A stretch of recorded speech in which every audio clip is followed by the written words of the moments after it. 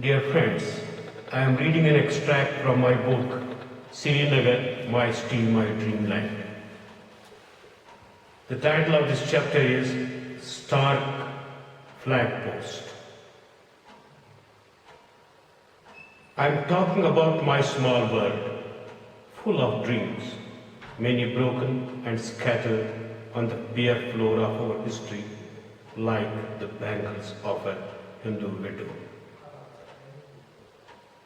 I tumbled in my small world in 10 feet by 10 feet room. It was like moving from a smaller burrow to a small one. Like many children of my age group, I opened my eyes at my home and not in the hospital. The glare of the arc lamps did not dazzle me.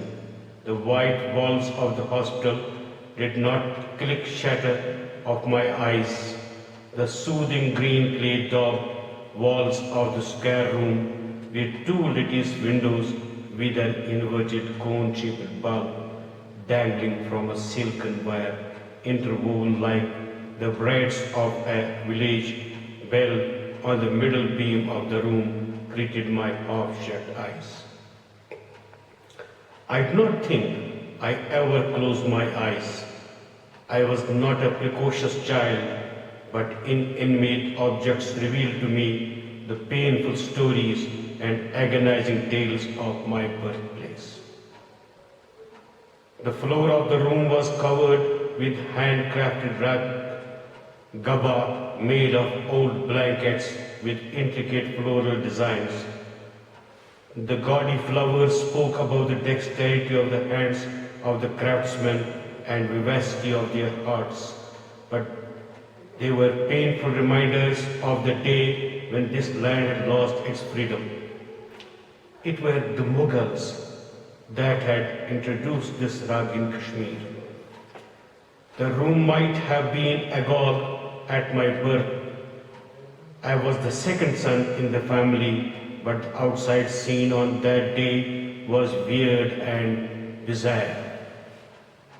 My first birth cry had drowned in the deafening sounds of the mortar fired from the guns fitted atop the fort on the Kohimaran clock, like the cries of millions that continue to be drowned in the roaring of guns, drone rattling and devastating streaks of cruise missiles, ballistic missiles and guided missiles. My cry had also gone unheard. So has perhaps of many children born on that day. I do not know how my first cry sounded. My parents, the midwife, my grandmother also did not hear my first cry. I do not know if I bewailed on adding one more bonded to the swarm of bonded that had once revolted but were drowned in a tributary of the great Vyat. It was the lost cannon fired from the fort announcing the noontime. After this fire, the gun atop the fort turned silent forever, but bondage did not end up. The fort atop the legendary hillock that our forefathers believed was first symbol of our deliverance from the oppression and the tyranny of the demons that gulped humanity was reminiscent of the cannibals that ate the earlobes of the dead. The lost cannon fired from the fort much before the yellow and red flag atop the mast was pulled down turned me elegist. I mourned the learned that had joined the yellow eaters, the mosque looters and those that peeled humans like hot potatoes and hanged them on the crossings.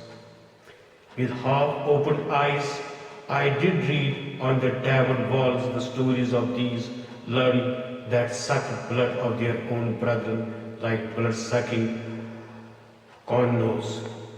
I remember the mast on which yellow-red flag had been unfurled for 160 years in my childhood, looked like bare spine stripped of bones and flesh. It craved for a flag, but no flag was hoisted on it. In my childhood, when cannons no more announced the noon, but gongs from the shrines in our locality continued to remind the faithful 5 times about the prayers. The heydays of the learned who had joined the earlobe eaters had ended, but they continued to swagger like pharaohs of the Egypt. These learned were no Mahmud Ghani or Rusul Mir that enriched the literary landscape of this land with mysticism and romance. They were no Ghani whose soul soared, but they were hearty quislings whose coffers were packed to full with skeletons. Much after my birth, the star flag post atop the Kohimaran continuously reminded me of the olden days.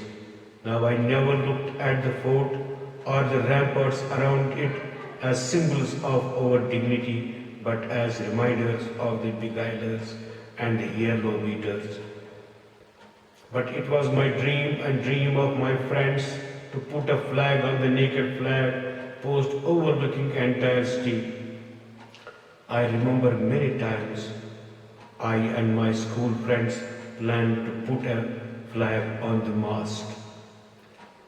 I remember during one recess period we climbed hillock, we climbed it from the western side, we crossed every ridge and jumped over every crevice, climbed over boulders in which the tantric artisans had seen Star of David. Many others had seen images of deities and painted them red and yellow. After toiling an hour or so, we reached atop the hillock and were just a jump or two away from the flag post that had remained symbol of authority for more than 200 years. But on finding out that we had no flag with us to hoist on this post, we returned to our school. I am now grey, but the fort continues to be without a flag. Perhaps the flag is also yet to be decided.